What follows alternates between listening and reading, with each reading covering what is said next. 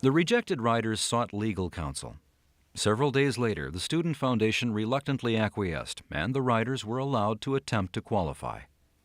As qualification day approached, it was discovered that one of their riders did not attend Indiana in the fall and was therefore ineligible to ride. The rule they violated had been on the books for less than a month. Well, I think people were fairly annoyed. You try to change what's been just fine for years and years that everybody is happy with, and you get one or two people who aren't happy, and they try to change everything and make everyone uncomfortable. We really didn't see how we would fit into organized sports, except for the mini. I mean, because it had already been set up for you. It was pretty simple. You just get on a little trike and you ride around. And a man coached you, of course. There were no women coaches coaching mini, so it was kind of it was a wonderful token for us. 3 years later, in 1976, Kathleen Sarajeski finally broke the gender barrier, becoming the first female active member on a men's team and the first woman to train on the track. Word got out that, hey, there's a woman practicing and she's on the track. And here came the IDS and here came the HT, the local newspaper here. And so this political whirlwind began happening about, oh, why are you doing this? Why are you challenging? And I just want to race. I want to compete. And there's no women's teams, so this is the only game in town, so I would like to participate in this event. Sarajeski remained an alternate for her team, watching the race from the pit. Another year had passed without a woman participating in the race. In 1981, the first all-women's team took the track to attempt qualification. The appropriately named double-take team fouled on their first two attempts and subsequently slowed for their third, missing the race by over 15 seconds. We sympathize with and understand the desires of several of the women on campus, but we continue to maintain that there is already a race available to women, and if they feel so compelled to race in the Little 500, they are more than invited to attempt qualification. In 1982, a men's team, arguing the same right to qualify which the women had 10 years earlier, successfully petitioned for entry into the Mini 500. 4 years later, the all-male independent team Who Knows won the race, disrupting the Student Foundation's 35-year argument about the Mini being the women's race. While men were now preparing for both races, two very separate factions were struggling to create a place for women in the weekend. Debbie Satterfield, a Bloomington-born cyclist, had helped coach her husband's Little 500 team in '83 and '84 and participated in several of the smaller cycling races the Student Foundation offered. I wanted more women involved in racing. It was bigger than the Little 500. My issues were bigger than the Little 500. It was about getting women into bike racing. From 1985 to '87, Satterfield spearheaded an aggressive campaign to demonstrate the interest of women on campus and the feasibility of a women's race. She organized training rides, filled out petitions, and wrote to other colleges across the state which had instituted women's divisions in similar events. Always a little on the fringe, in 1986, Satterfield created a women's independent team called the Stonies, honoring the stonecutters in Bloomington and playing off the outsider image of Breaking Away's cutter team. I was probably looked on as a troublemaker, as stirring the pot and causing problems. And I think that sometimes the troublemakers are what brings about the change. In 1987, while Satterfield and the Stonies were trying to organize a women's race, a strong group of cyclists from the Kappa Alpha Theta sorority had other plans. We needed somebody to teach us how to ride. And while we were on those training rides, somebody just said to us one day, you guys are really strong riders. Why don't you try and qualify for the men's race? With very little support, the Kappa Alpha Theta team set their sights on the 37th annual Little 500. Initial reaction was that this wasn't something that women do. The Little 500 is so entrenched, or was at the time period, as a men's race.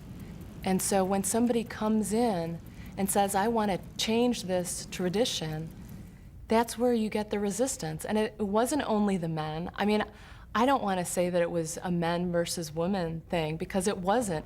It was a lot of the campus against what we were trying to do. On a windy, cold day in April 1987, Leanne Guzik, Darcy Fike, Kathy Cleary, and Martha Hinkamp took the track along with 38 men's teams in an attempt to become the first women's team to qualify for the Little 500. I remember taking the track, and after a team's name is called, there's a hush that surrounds the place.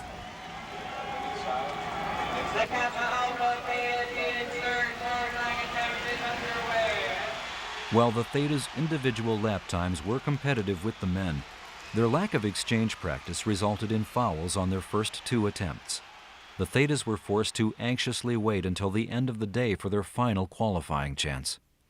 While they waited, news quickly spread about their groundbreaking effort. It felt like the whole campus was at the track, because between the time that we left after our second attempt, word got out that we were going to be trying our 3rd attempt at the end of the day.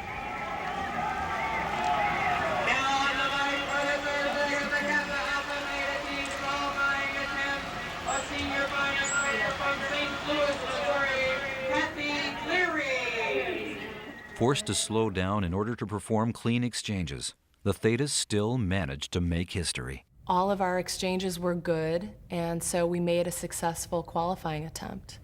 And that, for Little 500 and for the advent of the women's race, was huge.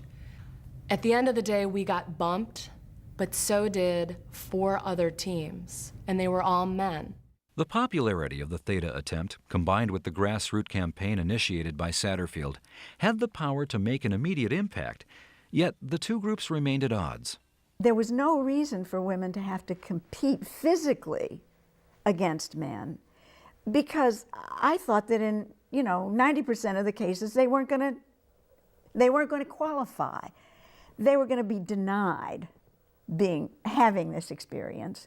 And even if, let's say, 2 teams in the next 30 years could qualify, what would that mean for the vast majority of women who wanted to compete? We put together a meeting of other women riders, including some of the Thetas and Jill Janoff. I think it was Martha Hinkamp and Jill Janoff, and basically came together and discussed what is it we're looking for. And Phyllis brought validation to our request. Once they all got together and realized that they were all on the same page for the same cause, everything else was put aside, and it was just about the event. And it wasn't about women's movement, it wasn't about equal participation with men, it was about creating an event that is long overdue. On October 7th, 1987, 38 years after the men's race was created, the women on campus gained a bike race of their own. Held Friday before the men's event, the race would be 100 laps, half the distance of the men's. 6 months later, on April 22, 1988, in front of 12,000 people, 31 women's teams took the track. Many of the women responsible for the formation of the race attended the event. Kathleen Sarajeski coached a strong independent team, and Dr. Klotman made the opening remarks to the riders. Although Debbie Satterfield was no longer eligible to race, she coached a respectable Stonies team. Martha Hinkamp, a junior in eligibility, led her strong Kappa Alpha Theta team to the pole by over 3 seconds.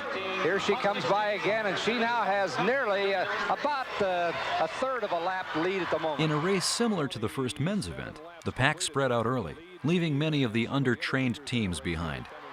Wilkie Sprint, an all-freshman dorm team, employed an aggressive strategy of frequent attacks and exchanges as they managed to hold off a late charge by the Thetas to win in 1:10:52. As Wilkie Sprint, as you indicate, Doug, has won the first women's Little 500, and of course it has to be in record time. There's nothing like winning that first year. The first year, everything was fresh and new, and I was 18, and we were the freshman team that beat the veterans of the race. You walked around campus after that race for the rest of the semester, and there was a lightness to your step and a smile on your face, and standing in that pit, watching our rider come in, Kirsten come in after she'd won, that was just a moment of sheer elation. The race was an overwhelming success. After many years of sweat, struggle, and intolerance, the women had finally been given a chance to test their limits and expand their boundaries.